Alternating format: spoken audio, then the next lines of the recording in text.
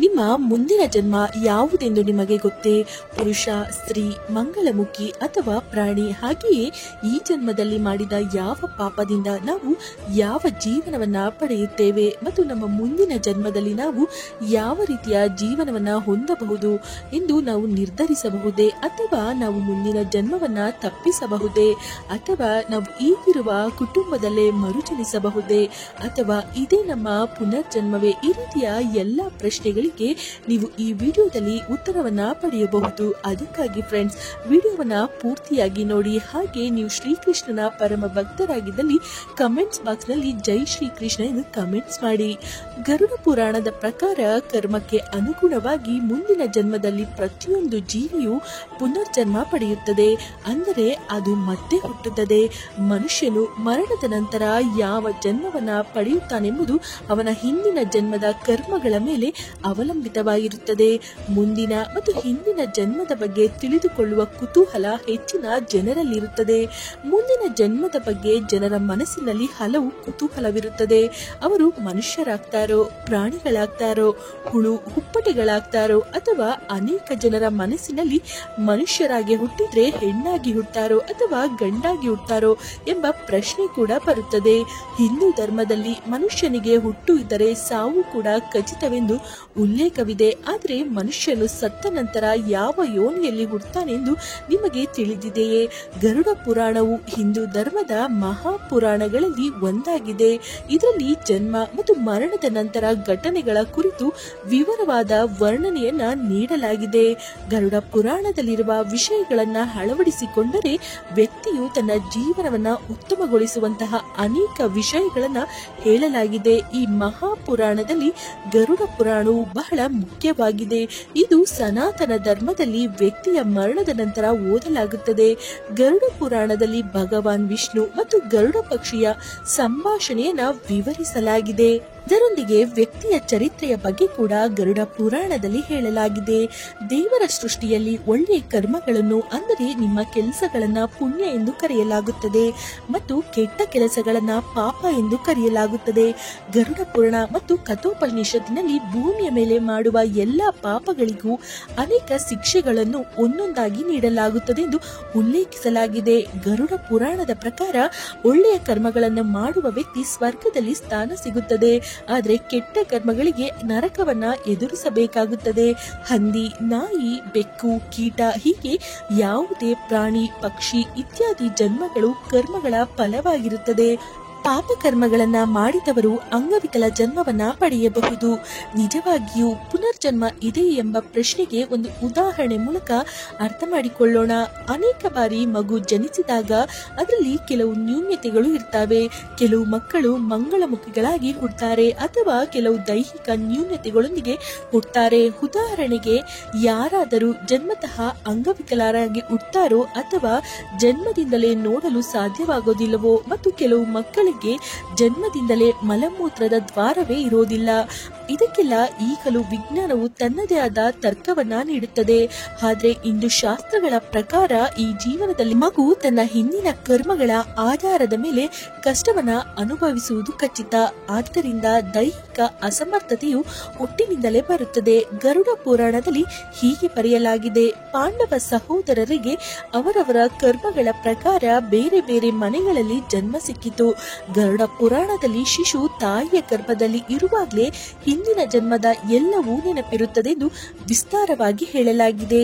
ಇಂದಿನ ಜನ್ಮದಲ್ಲಿ ಅವನು ಏನೆಲ್ಲ ಕರ್ಮಗಳನ್ನು ಮಾಡಿದೆ ಎಂದು ಅವನಿಗೆ ನೆನಪಿರುತ್ತದೆ. ಅದಕ್ಕೆ ದುಃಖಿತನಾಗಿ ಆ ಜೀವಿ ಈಶ್ವರನನ್ನ ಈ ಜೀವನದಲ್ಲಿ ಸತ್ಕರ್ಮಗಳನ್ನ ಮಾಡ್ತೇನೆ ಮತ್ತು ದೇವರ ನಾಮವನ್ನ ಜಪಿಸ್ತೇನೆ ಎಂದು ಪ್ರಾರ್ಥಿಸಿಕೊಳ್ತಾನೆ.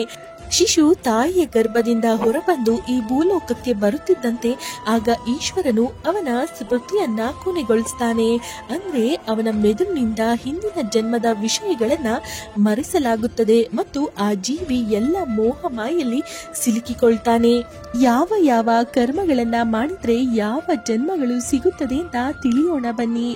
1. ತನ್ನ ಹೆತ್ತವರನ್ನ ನೋಯಿಸುವ ಅಥವಾ ತನ್ನ ಒಡ ಹುಟ್ಟಿದವರಿಗೆ ಕಿರುಕುಳ ನೀಡುವವರಿಗೆ ಆಮೆಯ ಆಮೆಯ ಹೊಟ್ಟೆಯಲ್ಲಿ ಹುಟ್ಟುತ್ತಾರೆ. ಏಕೆಂದ್ರೆ ಆಮೆಯ ಜೀವಿತಾವಧಿ ತುಂಬಾ ಉದ್ದವಾಗಿದೆ, 200ರಿಂದ 300 ವರ್ಷಗಳವರೆಗೂ ಇರುತ್ತದೆ. 2 ಪುರುಷನು ಸ್ತ್ರೀಯಂತೆ ವರ್ತಿಸಿದರೆ ಮತ್ತು ಅವನ ಸ್ವಭಾವದಲ್ಲಿ ಸ್ತ್ರೀಯ ಸ್ವಭಾವವನ್ನ ಬೆಳೆಸಿಕೊಂಡರೆ ಅಂತಹ ಪುರುಷರು ತಮ್ಮ ಮುಂದಿನ ಜನ್ಮದಲ್ಲಿ ಮಹಿಳೆಯ ರೂಪವನ್ನ ಪಡೀತಾರೆ. 3 ಒಬ್ಬ ವ್ಯಕ್ತಿಯು ತನ್ನ ಯಜಮಾನನಿಗೆ ನಂಬಿಕಸ್ಥನಾಗಿ ಇರದಿದ್ದರೆ ಮುಂದಿನ ಜನ್ಮದಲ್ಲಿ ವಾನರ ಯೋಗಿ ಸಿಗುತ್ತದೆ. 4 ಪ್ರಾಣಿಗಳನ್ನ ಹಿಂಸಿಸಿ ಬೇಟೆಯಾಡುವ ಮೂಲಕ ತನ್ನ ಕುಟುಂಬವನ್ನು ಪೋಷಿಸುವ ವ್ಯಕ್ತಿ ಮುಂದಿನ ಜನ್ಮದಲ್ಲಿ ಪ್ರಾಣಿಯ ಜನ್ಮವನ್ನ ತೆಗೆದುಕೊಳ್ತಾನೆ ಮತ್ತು ಕಟುಕನ ಕೈಯಲ್ಲಿ ಸಾಯ್ತಾನೆ. 6 ಧರ್ಮವನ್ನ ಅವಮಾನಿಸುವವರು, ಪೂಜೆಯನ್ನ ಮಾಡದವರು ಮತ್ತು ಧಾರ್ಮಿಕ ಗ್ರಂಥಗಳನ್ನ ಅವಮಾನಿಸುವವರ ಮುಂದಿನ ಜನ್ಮವು ನಾಯಿಯ ರೂಪದಲ್ಲಿ ಇರುತ್ತದೆ. 7 ಇತರರನ್ನ ಟೀಕಿಸುವ ಮತ್ತು ಕೆಟ್ಟದಾಗಿ ವರ್ತಿಸುವವನು ಕೀಟವಾಗಿ ಹುಟ್ಟುತ್ತಾನೆ.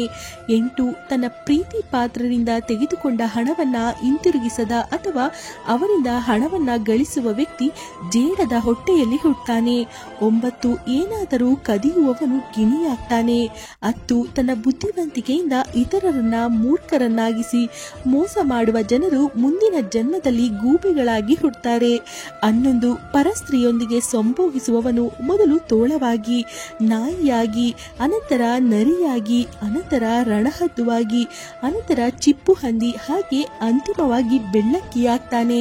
12 ಬೇರೆ ಪುರುಷನೊಂದಿಗೆ ಸಂಬಂಧ ಹೊಂದುವ ವಿವಾಹಿತ ಮಹಿಳೆ ಅಲ್ಲಿ ಅಥವಾ ಬಾವುಲಿ ರೂಪದಲ್ಲಿ ಹುಟ್ಟುತ್ತಾಳೆ. 13 ಇತರರ ಬಗ್ಗೆ ಕೆಟ್ಟದಾಗಿ ಮಾತನಾಡುವವರು ಮೇಕೆ ರೂಪದಲ್ಲಿ ಜನಿಸುತ್ತಾರೆ.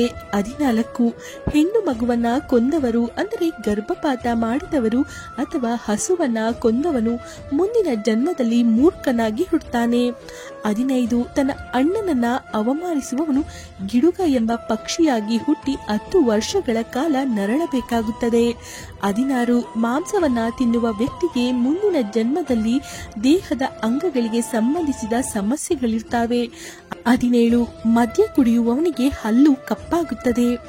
ಗರುಡ ಪುರಾಣದ ಪ್ರಕಾರ ಸಾವಿನ ಸಮಯದಲ್ಲಿ ದೇವರ ಹೆಸರನ್ನ ತೆಗೆದುಕೊಳ್ಳುವ ವ್ಯಕ್ತಿಗೆ ದೇವರು ಮೋಕ್ಷದ ಮಾರ್ಗವನ್ನ ತೆಗಿತಾನೆ. ಇತರರಿಗೆ ಒಳ್ಳೆಯದನ್ನ ಯೋಚಿಸುವವನು, ಧರ್ಮವನ್ನ ನಂಬುವವನು, ಪ್ರಾಣಿಗಳನ್ನ ಪ್ರೀತಿಸುವವನು, ಹೆತ್ತವರನ್ನ ಗೌರವಿಸುವವನು ಮತ್ತು ಗುರುಗಳು ತೋರಿಸಿದ ಮಾರ್ಗವನ್ನ ಅನುಸರಿಸುವವನು ಸ್ವರ್ಗಕ್ಕೆ ಹೋಗಿ ಮೋಕ್ಷದ ಬಾಗಿಲನ್ನ ತೆರೀತಾನೆ. ತಮ್ಮ ಕರ್ಮಗಳಿಗೆ ಅನುಗುಣವಾಗಿ ನರಕ ಯಾತನೆಯನ್ನ ಅನುಭವಿಸಿದರೆ ಮರುಜನ್ಮದಲ್ಲಿ ನಮಗೇಕೆ ಶಿಕ್ಷೆ ಎಂಬ ಪ್ರಶ್ನೆಗೆ ಉತ್ತರವನ್ನ ವಿಷ್ಣುವು ಗರುಡ ಪಕ್ಷಿಗೆ ನೀಡಿದ್ದಾನೆ. ಕೆಲವೊಮ್ಮೆ ಜೀವಾತ್ಮಗಳ ಕಾರ್ಯಗಳು ಎಷ್ಟು ಕೆಟ್ಟದಾಗಿದೆ ಎಂದರೆ ಜೀವಂತ ಆತ್ಮವು ನರಕದಲ್ಲಿ ನರಳಬೇಕಾಗಿದೆ ಮತ್ತು ಮುಂದಿನ ಜನ್ಮದಲ್ಲಿಯೂ ಈ ಕರ್ಮಗಳ ಭಾರವನ್ನ ಹೊರಬೇಕಾಗುತ್ತದೆ. ಉದಾಹರಣೆಗೆ ಒಬ್ಬ ಮಹಿಳೆಯನ್ನ ಅತ್ಯಾಚಾರ ಮಾಡುವ ಪಾಪಿ ಆತ್ಮವು ಮುಂದಿನ ಜನ್ಮದಲ್ಲಿ ನಪುಂಸಕನಾಗಿ ಹುಟ್ಟುತ್ತಾನೆ. ಕರ್ಮಗಳ ಪರಿಣಾಮದ ತತ್ವದ ಪ್ರಕಾರ ಪಾಪವು ದೊಡ್ಡದಾಗಿದ್ದರೆ ಶಿಕ್ಷೆ ಕೂಡ ದೀರ್ಘವಾಗಿರುತ್ತದೆ ಮತ್ತು ತುಂಬಾ ನೋವಿನಿಂದ ಕೂಡಿರುತ್ತದೆ ಮತ್ತು ಪಾಪವು ಸಾಮಾನ್ಯವಾಗಿದ್ದರೆ ಶಿಕ್ಷೆ ಕೂಡ ಕಡಿಮೆ ಇರುತ್ತದೆ. ಮಾನವ ಜನ್ಮವು ಎಷ್ಟು ಅಪರೂಪ ಎಂದು ನಿಮಗೆ ತಿಳಿದಿರಬೇಕು. ನೀವು ಮತ್ತೊಮ್ಮೆ ಮನುಷ್ಯರಾಗಿ ಹುಟ್ಟಲು ಬಯಸ್ತೀರಾ ಅಥವಾ ಜೀವನ ಮತ್ತು ಸಾವಿನ ಈ ಕರ್ಮದ ಚಕ್ರದಿಂದ ಹೊರಬರಲು ಬಯಸ್ತೀರಾ? ಆದುದರಿಂದ ಈ ಜನ್ಮದಲ್ಲಿ ಸತ್ಕಾರ್ಯಗಳನ್ನ ಮಾಡಿ ದೇವರಲ್ಲಿ ಭಕ್ತಿ ಇಡಿ. ಜಾತಿ ಸ್ಮರಣೆಗಾಗಿ ಧ್ಯಾನ ಮಾಡಲು ನೀವು ಮಲಗಲು ಹೋದಾಗ ನಿಮ್ಮ ಕಣ್ಣುಗಳನ್ನ ಮುಚ್ಚಿ ನಿಮ್ಮ ಆ ದಿನದ ಘಟನೆಗಳನ್ನ ಹಿಮ್ಮುಖವಾಗಿ ನೆನಪಿಸಿಕೊಳ್ಳಿ. ಮಲಗುವ ಮೊದಲು ನೀವು ಏನ್ ಮಾಡ್ತಿದ್ದೀರಿ ಮತ್ತು ಅದಕ್ಕೂ ಮೊದಲು ಏನ್ ಮಾಡಿದ್ದೀರಿ ಇನ್ನು ಆಳವಾಗಿ ಯೋಚಿಸಿ. ನಂತರ ಏನ್ ಮಾಡ್ತೀರಾ ಎಂದು ಬೆಳಗ್ಗೆ ಏಳುವವರೆಗೂ ಅಂತಹ ನೆನಪುಗಳನ್ನ ಮಾಡಿ. ದಿನಚರಿಯನ್ನ ಮುಂದುವರಿಸುವ ಮೂಲಕ ನಿಮ್ಮ ಸ್ಮರಣೆಯನ್ನ ಹೆಚ್ಚಿಸಲು ಮುಂದುವರಿಸಿ. ಜ್ಞಾನದೊಂದಿಗೆ ಈ ಜಾತಿ ಸ್ಮರಣೆ ಅಭ್ಯಾಸವನ್ನ ಮುಂದುವರಿಸುವ ಮೂಲಕ ಕೆಲವು ತಿಂಗಳುಗಳ ನಂತರ ನೆನಪಿನ ಶಕ್ತಿಯ ಜೊತೆಗೆ ಹಿಂದಿನ ಜೀವನವನ್ನ ತಿಳಿದುಕೊಳ್ಳುವ ಬಾಗಿಲು ಕೂಡ ತೆರೆಯುತ್ತದೆ. ಆದ್ರೆ ಈ ಸಾಧನೆ ಖಂಡಿತವಾಗಿಯೂ ಕಷ್ಟಕರವಾಗಿರುತ್ತದೆ. ಆದರೆ ಯೋಗಾಭ್ಯಾಸ ಮಾಡುವವರಿಗೆ ಇದು ಸುಲಭವಾಗಿದೆ. ಹಿಪ್ನೋಸಿಸ್ ಮೂಲಕವೂ ಇಂದಿನ ಜನ್ಮವನ್ನ ತಿಳಿಯಬಹುದು. ವಿವಿಧ ಜನರು ತಮ್ಮ ಹಿಂದಿನ ಜೀವನವನ್ನ ತಿಳಿಯಲು ವಿಭಿನ್ನ ರೀತಿಯಲ್ಲಿ ಪ್ರಯತ್ನಿಸುತ್ತಾರೆ. ಫ್ರೆಂಡ್ಸ್, ಈ ಮಾಹಿತಿ ನಿಮಗೆ ಇಷ್ಟವಾಗಿದ್ದಲ್ಲಿ ದಯಮಾಡಿ ಲೈಕ್ ಮಾಡಿ. ಹಾಗೆ ಫ್ರೆಂಡ್ಸ್, ಯಾರೆಲ್ಲ ಇನ್ನು ನಮ್ಮ ಚಾನೆಲ್ ಅನ್ನು ಸಬ್ಸ್ಕ್ರೈಬ್ ಮಾಡಿಲ್ಲ ಅಂದರೆ ದಯಮಾಡಿ ಸಬ್ಸ್ಕ್ರೈಬ್ ಮಾಡಿ. ಧನ್ಯವಾದಗಳು.